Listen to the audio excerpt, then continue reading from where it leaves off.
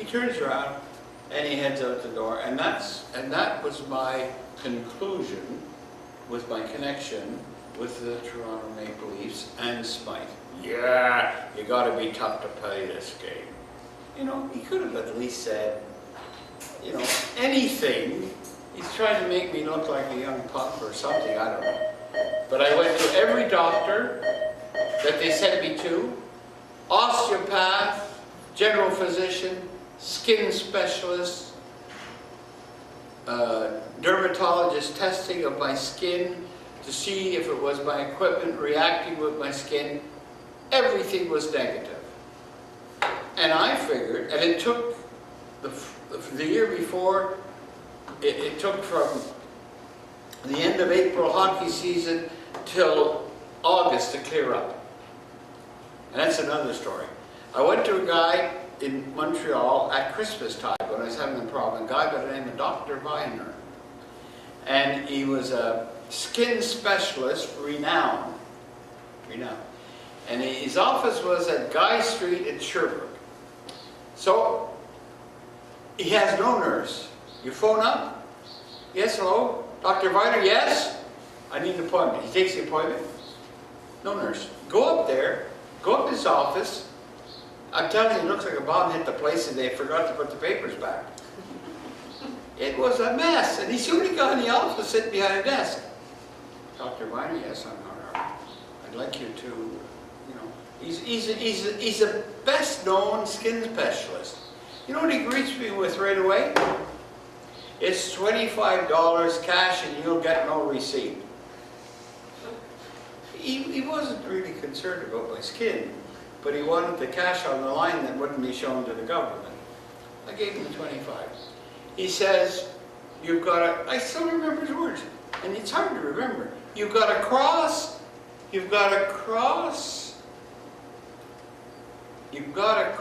reaction to sensitization in your skin. You know, it doesn't mean much. What's the solution? Boracic acid baby powder.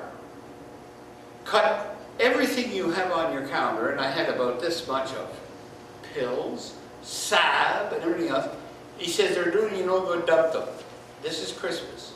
And I'm being treated now since September.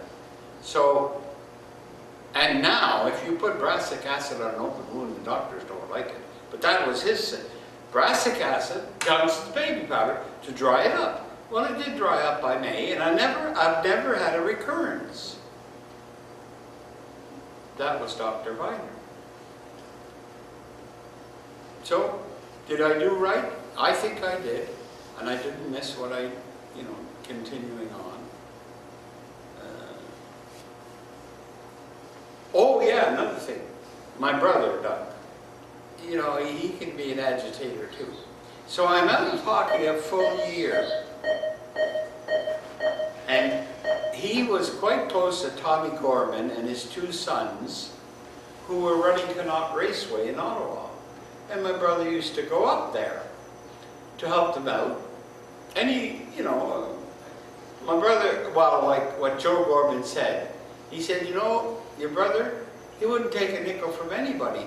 He said, I can give him all Connaught cash receipts and head them to the bank, and I know every cent's going to be in the bank. So that's a big thing. So my brother knew Tommy Gorman, who had been general manager of Canadians until Selke moved from Toronto to Canadians. So Gorman moved from Canadians to Ottawa. So he, you know, my brother knew the two Gorman brothers and Tommy Gorman. So when I signed, oh, I think Smythe might have been there. I know my father was there. So, and you know, my father's not a high-powered businessman. He's a family of four who work for a living.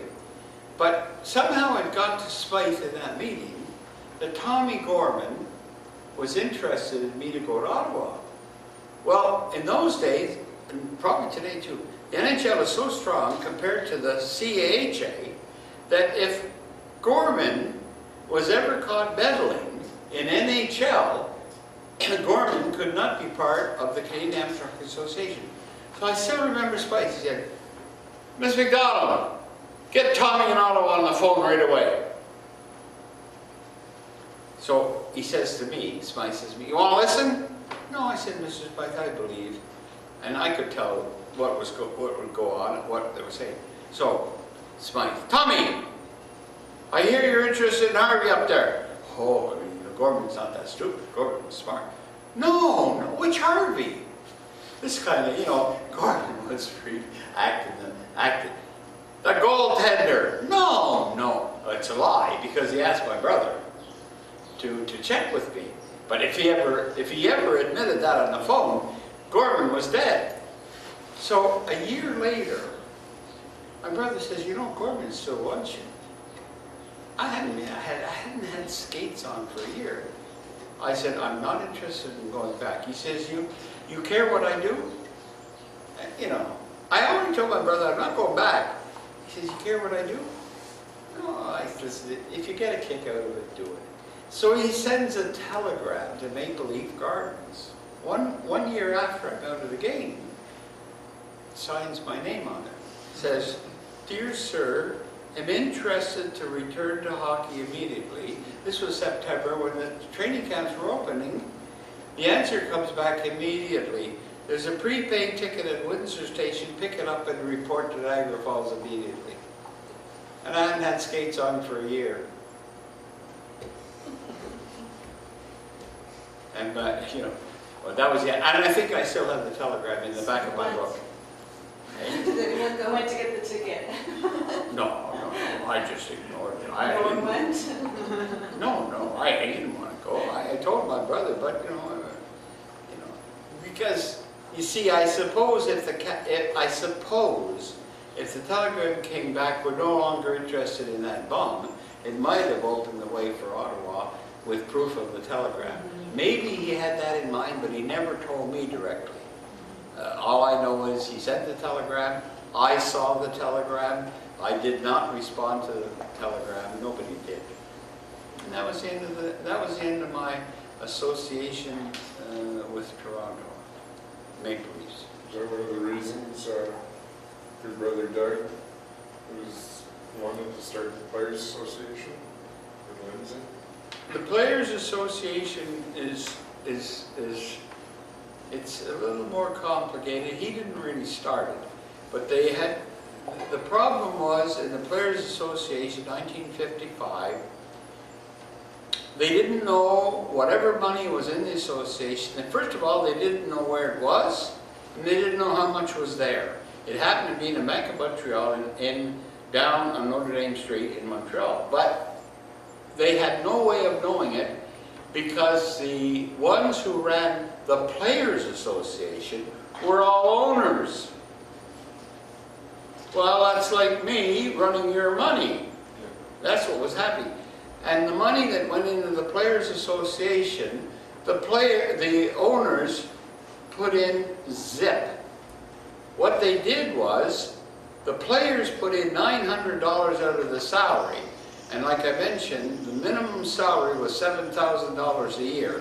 You're putting almost 10% for the lowest price into a player's salary, which the earliest you could collect was when you were 45, which wasn't much. So the other money that came was from the sort of newly invented All-Star game, which the owners were guaranteed that they would get their base costs of the All-Star game. So it was like filling the rink for another feature. And they were guaranteed not to lose because in those days the All-Star game sold out. But the owners decided to put a 25-cent price on the ticket. And that 25 cents didn't cost the owners a cent. That went into the players' fund. So that was the two sources of fund money. But the players still didn't know where it was and how much was there. So that's what started it. And there was supposed to be 4 players. First of all, there's supposed to be 2 players from each team, so that's 6 teams, that's 12 players, supposedly elected by the team, and out of those 12 players, 2 would sit with the 4 owners. Now, if you come to a democratic vote, pretty hard to beat 4-2. So they would vote whichever way they wanted and end up with 4 votes. So the players couldn't win anything. They didn't know where the money was, they didn't know how much was there, and when it came to vote, they could not win. And on top of that, the players were put on the committee for 2 years. My brother used to say, but he was on for 2 years, he said by the time you knew where to sit at the table, your 2 years were up. And the owners, the 4 owners, were sitting at the table as long as the other owners wanted them to be. So it could be 10 years. So you got 10-year experienced guys who are holding all the money, dealing with 2-year-old guys who don't know where the money is and don't know anything about it. And that's supposed to be a players' association. And then there was a guy, I forget his name. He was running the baseball association, baseball players, very successfully. Marvin Miller. Marvin Miller. Okay, so then the players get the idea. We'll get in touch with Marvin Miller. Maybe he's got some answers. Well, I remember my brother telling me, we phoned up Marvin Miller. The first thing Marvin Miller says is, "When do you want your first strike?" He said we didn't even explain to him the problem. He said, "When do you want your first strike?" My brother said, we're not trying to break up hockey. We're not trying to have a strike. In those days, if you played for Toronto, and let's say they shipped you to Pittsburgh, unless Toronto wanted, you paid your own moving expenses. And you could be shifted 3-4 times in a year, you paid the moving expenses. Today, if your company shifts you to a branch office, they pay your moving. Not the NHL in those days. So it's such stupid, money-grabbing, unfair things. That's what led to the Players Association. And of course, my brother's just enough of a rebel. He never led it, but what started to happen was the 2 that came from each team, some of them started to back out. You know, they were going a little cold-footed. And so consequently, it sort of just disintegrated.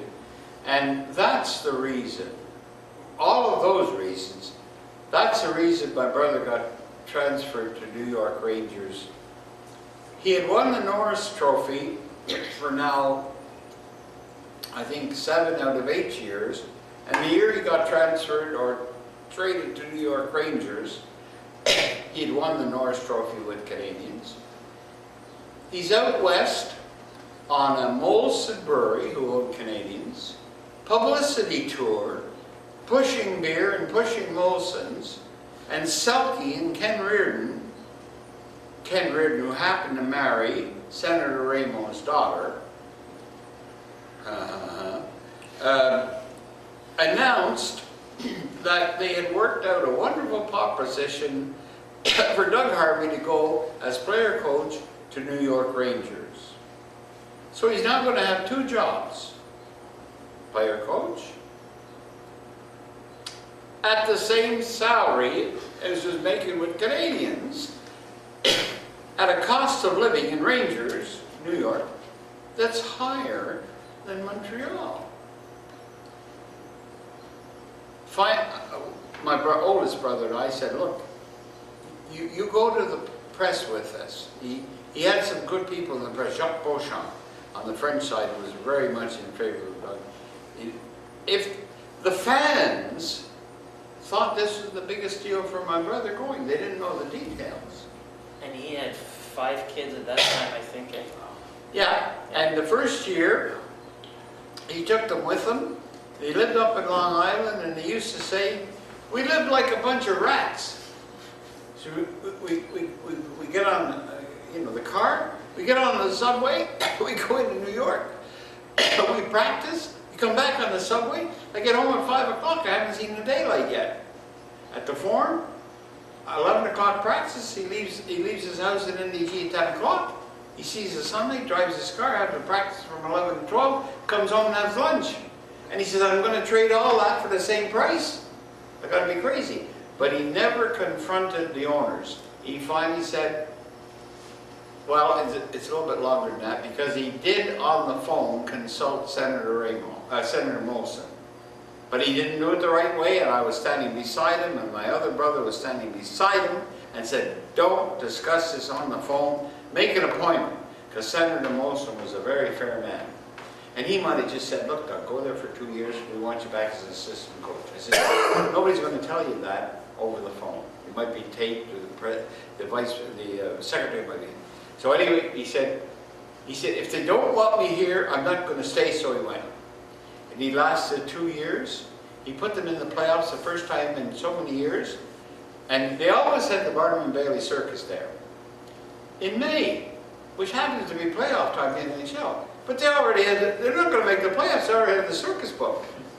So the first year that they're in the playoffs, they have to play all their games away because the circus is performing in Madison Square Garden. You see? I mean, he had everything against him, and he still won the All-Star berth with Rangers, but I saw him in Chicago, the Sporting Goods show, the second year, I'm not coming back to this place. I said, but all the New York papers say you're doing a great job, they want you back. No. We have no Bill Head for physiotherapy. We have no place to put the players for living quarters. If a guy gets a broken toe, he's out for a year. I mean, he says, it's stupid. They have no equipment here to do anything. And we have no call-up people. Our farm system is nothing. We lose 2 guys through injury. We bring up some guy from Timbuktu who can't skate. How can you put that on the NHL and expect to win?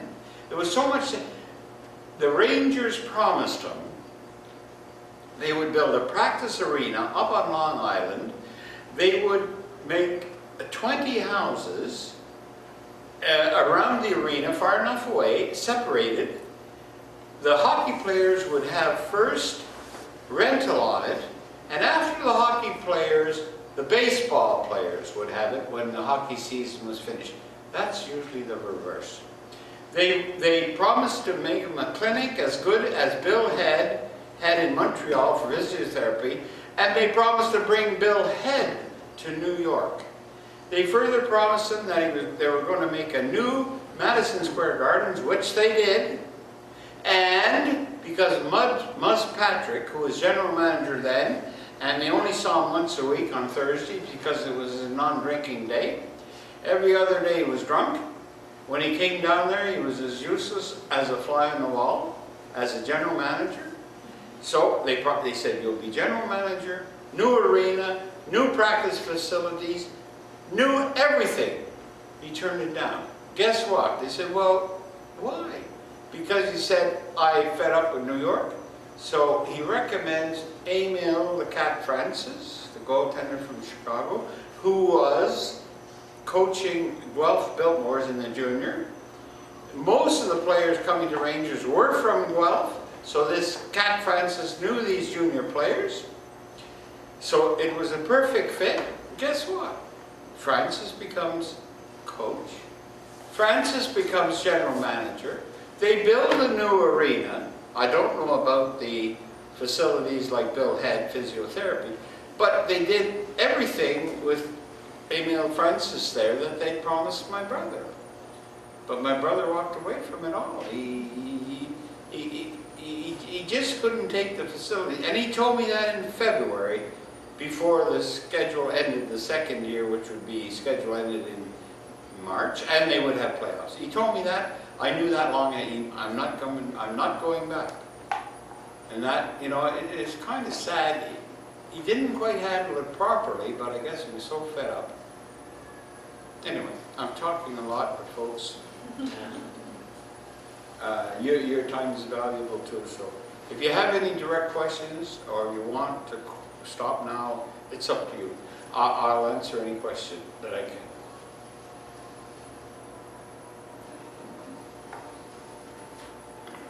I'm very happy to be here. I hope I accomplished my purpose, was not to make a speech, not to have a dinner, but it was to hopefully help the school in their archives, in their history, with this true rendition, backed up by my notes, backed up by my paper clippings, and to pay tribute to both those living, 5, 2 with problems in their head, and the others that have all passed away. To their honor, I mean, you know, nobody does anything by themselves, and certainly not a goaltender. And that was my aim when I first saw it. I mentioned in the Blue Banner, when you were looking for something to fill your archives in the era of the 40s. And I can fill as much as you want the era of 46, 47. I haven't really started.